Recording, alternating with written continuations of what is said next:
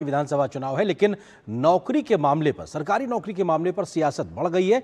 और इस विषय पर बात करने के लिए खास मेहमानों का पैनल मेरे साथ मौजूद है। सुहाली मेहता हैं जो कि प्रवक्ता है भारतीय जनता पार्टी के, इसके अलावा आरजू खान है जो कि प्रवक्ता आरजेडी की हैं, साथ ही साथ रामकृपाल सिंह जी हैं, वरिष्ठ पत्रकार। आप तीनों का बहुत बहुत स्वागत है। आरजू जी, शुरुआत आपसे ही, क्योंकि तेजस्वी जी ने सीधे तौर पर कहा कि हर परिवार को एक व्यक्ति को सरकारी नौकरी, मैं उसके राजनीतिक अभी आरोप प्रत्यारोप पे नहीं जाऊंगा, लेकिन मैं उसका एक ब्लूप्रिंट जानना चाहता हूं, क्योंकि ये बहुत महत्वाकांक्षी एक भरोसा है चुनाव के समय में। कैसे पूरा करेंगे इसको, उसका थोड़ा एक ब्लूप्रिंट बता दीजिए आरजू जी। जी मैं बताता हूं। सबसे पहले उस बयान को बेहतर तरीके से सुनना चाहिए, उसके बाद हम उसको कोट करते हैं। उन्होंने कहा 20 दिनों के अंदर अधिनियम लाएंगे। उसके बाद जिन घरों में सरकारी नौकरी नहीं है उन घरों को 20 महीने के अंदर हम सरकारी नौकरी से जोड़ेंगे, ये चीज हमने कहा है। तो अब सरकार खुद तो पीठ थपथपाती है कि 50 लाख हम दे दिए हैं, घोषणा करती है बिहार सरकार कि 50 लाख दे दिए हैं, आने वाले वक्त में 1 करोड़ देंगे। हम कहते हैं कि डेटा दिखाइए, वो डेटा 50 लाख का नहीं दिखा पाते हैं, 1 करोड़ की बातें जरूर करते हैं। आरजू जी, अब मैं आ जाता हूं। आरजू जी, मैं सवाल फिर दोहरा देता हूं। मैं आपसे सिर्फ ब्लूप्रिंट पूछ रहा था, आप आरोप पे चले गए। मैं बता रहा हूं, मैं आरोप नहीं लगा। हाँ, क्योंकि अभी थोड़े समय पहले जो कास्ट सेंसस हुआ उसमें लगभग 3.25 करोड़ परिवार, एक तरीके से मोटा मोटा आंकड़ा निकल के आया है, तो 3.25 करोड़ नौकरी 20 महीने में वो कैसे देंगे, उसका ब्लूप्रिंट पूछ रहा हूं मैं। अभी राजनीतिक बात कर ही नहीं रहा हूं आपसे जी। मैं फिर आपके पास में आ रहा हूं, मैं कहता हूं कि आदरणीय तेजस्वी प्रसाद यादव ने कहा कि जिन घरों में सरकारी नौकरी नहीं है, यानी कि जो आप करोड़ का जो आंकड़ा दे रहे हैं, 3 करोड़ के करीब, 2 करोड़ 76 लाख के करीब, उनमें से तो करोड़ लोगों के पास रोजगार है ना, सरकारी नौकरियां है ना। उसके बाद जो बचते हैं उनको अधिनियम 20 दिनों में बनाया जाएगा, 20 सालों के अंदर, 20 महीने के अंदर उनको सरकारी नौकरी से जोड़ा जाएगा। और वो किस तरीके से जोड़ा जाएगा मैं बताता हूं। हम आदरणीय नरेंद्र मोदी की तरह ना लफाजी नहीं करते हैं, जिन्होंने कहा कि प्रति वर्ष हम 2 करोड़ नौकरियां देंगे देश के नौजवानों को, लेकिन वो नीलबटा सन्नाटा निकला। जब हमने विधानसभा में कहा, आदरणीय leader of opposition Tejashwi Prasad ने कहा कि हम 10 लाख नियुक्ति पत्र देंगे, 10 लाख रोजगार देंगे, तो उस समय गिरिराज सिंह जी ने क्या कहा, तुम अपने बाप के घर से लाओगे। यानी कि वो बाप दादा तक पहुंच गए और वही सरकार करवट लेती है, महागठबंधन की सरकार आती है और इस प्रदेश में कई ऐतिहासिक काम होते हैं। मैं उन चीजों को बताना बहुत जरूरी है। हमारी सरकार में आज तक 20 सालों के एनडीए समर्थित सरकार में नहीं हुआ। 5 लाख नियुक्ति पत्र बांटे उस गांधी मैदान से जो राजनीतिक रैलियों के लिए जिसकी पहचान है। ठीक है आरजू जी, देखिए मैं फिर से, मैं आपके इस फैक्ट पर मैं राजनीतिक अभी कोई क्वेश्चन मार्क लगाई ना हो। अगर आपके 5 लाख नियुक्ति पत्र 17 महीने में मान भी लिए जाएं, तो भी 20 महीने में आप करोड़ों नौकरी कैसे देंगे? मैं तीसरी बार फिर वही ब्लूप्रिंट पूछ रहा हूं। मैं बता रहा हूं, सफाई कर्मी से लेके चपरासी से लेकर शिक्षक से लेकर पुलिस भर्ती से लेकर जितने भी सरकारी पद है, उन सब पदों को मैं शुरुआत से कह रहा हूं, सफाई कर्मी से लेकर शिक्षकों से लेकर सर, वो करोड़ों पद है ही नहीं आरजू जी, वो करोड़ों पद है ही नहीं। खैर, मैं बाकी मेहमानों को भी शामिल करता हूं। सुहाली जी हमारे साथ, बाकी मेहमानों को भी शामिल करता हूं। आरजू जी, मैं आपसे लगातार 3 सवाल पूछा, ब्लूप्रिंट आपसे पूछा, मैं फिर आता हूं आपके पास, बाकी मेहमानों को भी चर्चा में शामिल करते हैं। सुहाली जी, वो ये कह रहे हैं कि साहब आप लोगों के पास वक्त था, आपने किया नहीं। उन्होंने 17 महीने में 5 लाख नियुक्ति पत्र बांट के ये स्थापित कर दिया कि वो हर घर में एक नौकरी दे सकते हैं, और आप लोग कह रहे हैं कि वो नहीं दे पाएंगे। सुहाली जी, मेहता, और ये जो आरजू जी बोल रहे हैं 17 महीने वाली बात, तो ये तो सारा चीज आदरणीय नीतीश कुमार जी का पहले से किया हुआ था। जो एनडीए की सरकार थी, वो तो 17 महीने में जो शुरू से काम किया हुआ था उसका रिजल्ट इन्होंने बांटा। और दूसरी बात कि हम तो ये कह रहे हैं कि ये जो सरकारी नौकरी वाली बात कर रहे हैं, तो लैंड फॉर जॉब की बात तो सब लोग सबके सामने है। तो ये एक्चुअली तेजस्वी यादव जी कैलकुलेट कर रहे होंगे कि किस तरह से हर घर को जब सरकारी नौकरी देंगे तो कितना जमीन हमको उनसे लेना होगा। ये आपका परसेप्शन है, आदमी कोई। आरजू जी, मैं आ रहा हूँ। आप जब बोल रहे थे किसी ने नहीं बोला, मैं फिर आपके पास आऊंगा, प्लीज। नहीं समझ पा रहे हैं कि रोजगार और नौकरी में क्या अंतर है। केंद्र सरकार और बिहार सरकार, हमारी दोनों सरकार ने करोड़ों रोजगार इस बीच जब से हमारी सरकार आई है तब से दी है। और सिर्फ रोजगार नहीं, रोजगार के लायक लोगों को बनाकर, स्किल डेवलपमेंट का डिपार्टमेंट अलग से बनाकर, और उसके बाद जो युवाओं को रोजगार दिया है और आत्मनिर्भर बनाया है, स्टूडेंट क्रेडिट कार्ड देकर उसको रोजगार के लायक, नौकरी के लायक, पढ़ने के लिए बनाकर। नहीं सुहेली जी, सवाल ये है कि अब जो तेजस्वी जी ने घोषणा की है, आप लोग उस पर सवाल क्यों खड़ा कर रहे हैं? क्योंकि अगर वो नौकरी दे रहे हैं तो उसमें बुराई क्या? आप क्यों कह रहे हैं कि वो नहीं दे पाएंगे? मेरा सवाल ये है आपसे। नहीं, बहुत अच्छी बात है, वो दे पाएंगे, लेकिन बताए ना, हम तो बता रहे हैं कि वो कैलकुलेट कर रहे हैं। चुनाव का समय है, जरूर कहेंगे कि स्वर्ग में सीढ़ी लगा देंगे हम, लेकिन कैसे लगाएंगे ये तो बोल दें। हमने तो किया, ये तो पहले इनकी सरकार आएगी कि नहीं आएगी इस पर प्रश्न है। सरकार इनकी कैसे आएगी, क्योंकि इनकी सरकार में तो लोगों ने देखा कि कितने नौकरी और कितने रोजगार पर बात किए। जो लोग काम भी करने वाले थे वो बिहार से भाग गए, जिसकी सजा अभी तक बिहार भुगत रहा है जी। जो लोग बाहर, जिसको ये लोग पलायन कर रहे हैं, तो अब तो लोग वापस आ रहे हैं हमारी एनडीए की सरकार में। और ये जो इस तरह की बात कर रहे हैं, हम कहाँ मना कर रहे हैं, नौकरी दे दें, सबका भला हो जाएगा, लेकिन हमारी सरकार तो कर रही है ना जी। ठीक है, रामकृपाल जी भी हमारे साथ में मौजूद हैं। ठीक है सुहेली जी, मैं आता हूं आपके पास में। रामकृपाल जी वरिष्ठ पत्रकार हमारे साथ मौजूद हैं। 4-5 दशक उन्होंने सार्वजनिक जीवन में पत्रकारिता के साथ में तमाम राज्य और केंद्र के चुनाव और उसके वायदों को देखा है। रामकृपाल जी, आपके अनुभव से समझना चाहता हूं, हर घर के एक व्यक्ति को नौकरी का वायदा कितना ये व्यवहारिक है, तब जबकि लगभग 3.25 करोड़ परिवार घर बिहार में लगभग ये संख्या है, और मौजूदा जो आंकड़ा है वो ये कहता है कि लगभग 14 से 15 लाख के आसपास सरकारी कर्मचारी मौजूदा वक्त बिहार में हैं। ऐसे में इतनी बड़ी महत्वाकांक्षी वायदा जमीन पर कैसे उतरेगा? रामकृपाल जी। आर्यन जी, एक शेर है कि तेरे वादे पे जिए तो है जान झूठ जाना, कि खुशी से मर ही जाते अगर एतबार हो।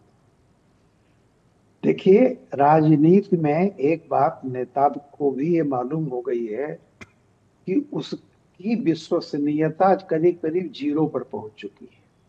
जो भी पॉलिटिकल होता है वो जानते हैं।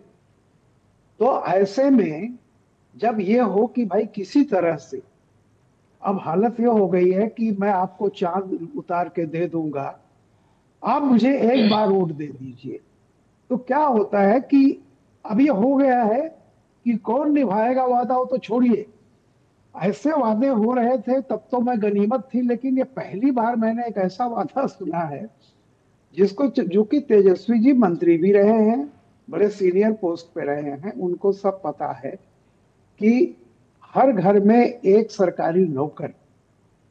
ये तो इंदिरा गांधी जी ने जब शुरू में नारा दिया था 71 में, गरीबी हटाओ, फ्री पर्स की समाप्ति, बैंकों का राष्ट्रीयकरण, तब किया गया था बैंकों का राष्ट्रीयकरण 71 में कि हर गरीब से गरीब आदमी बैंक के दरवाजे पर पहुंचे।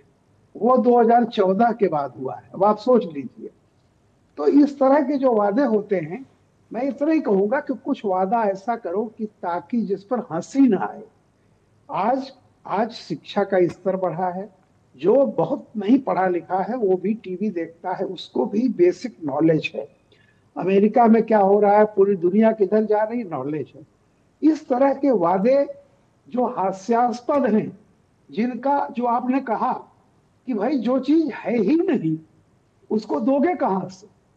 अब आप जो ही, जैसे कि आरजेडी के प्रवक्ता कह रहे थे कि जो सरकारी नौकरी है, बिहार में कितनी सरकारी नौकरी है भाई जी। अभी देखिए, आलोक जी ने, जो बीजेपी में है, कभी जेडीयू में हुआ करते थे, उन्होंने कहा कि सारे राज्यों को और केंद्र सरकार के सारे ये पदों को जोड़ लीजिए सरकारी, तो भी वो 2.5 करोड़ के करीब, वो तब जाकर के कुछ होते हैं, शायद वो भी नहीं पूरा।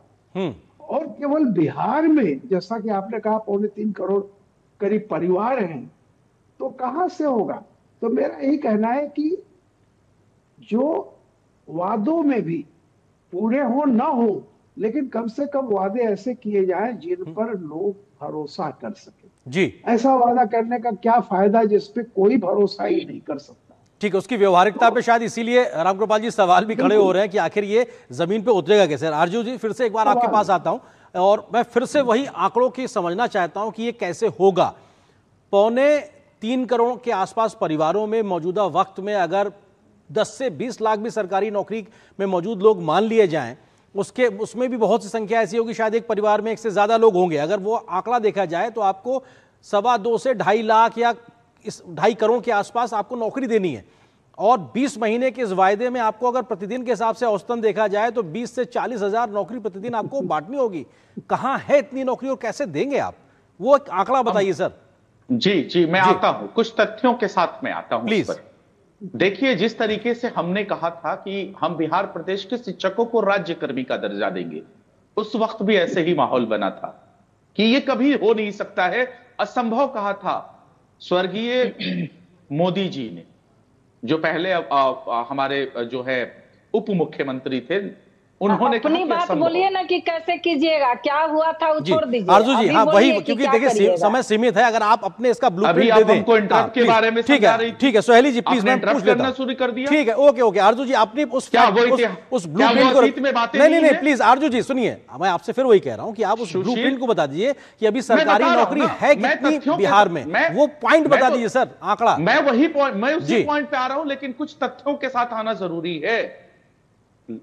सुशील मोदी जी ने कहा था असंभव, अब वो इस दुनिया में नहीं रहे, उस असंभव को महागठबंधन की सरकार में leader of opposition Tejashwi Prasad Yadav आते हैं और शिक्षकों को राज्यकर्मी का दर्जा दिला देते हैं। जिस जातीय जनगणना को कहा गया कि नहीं होगा, हम अपने बिहार की राशि खर्च करके देश में पहली ऐसा राज्य बने हैं जिन्होंने जातीय जनगणना करवाया, और उसकी कॉपी अब देश के आदरणीय आरजू जी इन तमाम बातों पे ट्रैक रिकॉर्ड, सारी बातें ठीक है। देखिए टेलीविजन में समय सीमित होता है, मैं फिर ये मान लूंगा कि जब मैं चौथी बार आपसे ब्लूप्रिंट मांग रहा हूं तो शायद उसका जवाब आप पे नहीं है। मैं फिर आपसे सवाल वही कर रहा हूं कि प्लीज आप अगर है तो आप प्लीज आंकड़ों से दीजिए ना। ये हाँ, आपका ही पॉइंट वैलिडेट होगा सर, आपका ही पॉइंट वैलिडेट होगा और आपके ही नेता स्थापित होंगे अगर आप फैक्चुअली उसको रखेंगे। प्लीज अब कैसे मैं फैक्ट रखूं कि ये सब चीजों पे लोगों ने कहा कि नहीं होगा और उस चीजों को हमने धरातल पे उतारा, धरातल पे उतार के करके हमने दिखाया। हमने स्पोर्ट्स स्पिरिट पॉलिसी लेके आए। अरे सर मैं फिर वही सवाल कर रहा हूं 5वीं बार आपसे, इसका ब्लूप्रिंट कैसे है वो दीजिए ना सर। मैं मान लिया सारी बातें आपने कहा, वो एक ट्रैक रिकॉर्ड है, इतिहास में दर्ज है, उसके आधार पर सारी बातें। एंकर महोदय, इन तथ्यों के ऊपर इसलिए आना जरूरी था कि कल तक जो लोग असंभव कहते थे, अरे उसको हमने संभव करके दिखाया। मान लिया सर, और मैं फिर वही पूछ रहा हूं आपसे, इसका ब्लूप्रिंट अगर क्या नहीं है आरजेडी के पास में, खाली कह दिया गया, इसका मतलब फिर यही माना जाए?